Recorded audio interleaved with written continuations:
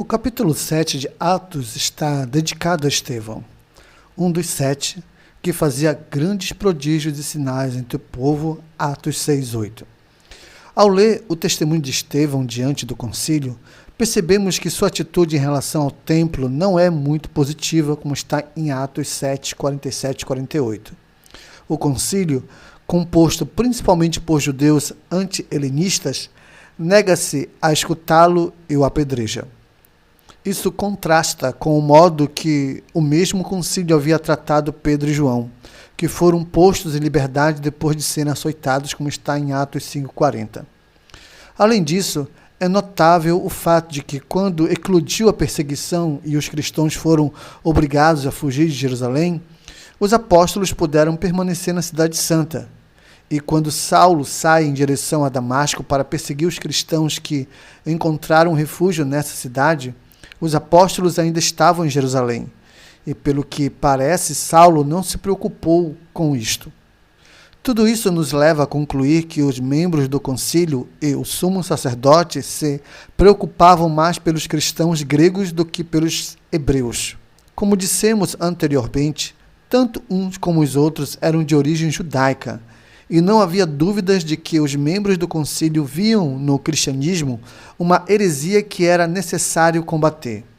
Mas, a princípio, essa posição parece ter sido dirigida principalmente contra os judeus gregos que se haviam feito cristãos. E, posteriormente, no capítulo 12 de Atos, é que a perseguição desaba contra os apóstolos. Imediatamente, depois de narrar o testemunho e morte de Estevão, o livro de Atos passa a nos contar a atividade missionária de Filipe, outro dos 7. Filipe funda uma igreja em Samaria e os apóstolos enviam Pedro e João para supervisionar o trabalho de Filipe. Logo, torna-se patente que já vai começando a se formar uma igreja fora do âmbito da Judéia. Igreja essa não fundada pelos apóstolos e que, apesar disso, os 12 seguem gozando de certa autoridade sobre toda a igreja de então. Depois disto, no capítulo 9, Atos começa a falar de Paulo, e a igreja fora da Palestina vai se tornando cada vez mais o centro da narração. Isto não é de se estranhar, pois o que sucedeu foi que os judeus gregos, que se haviam feito cristãos, serviram de ponte através da qual a nova fé passou ao mundo gentil.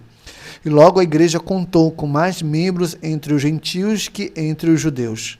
Portanto, a maior parte de nossa história será contada sobre o cristianismo entre os gentios.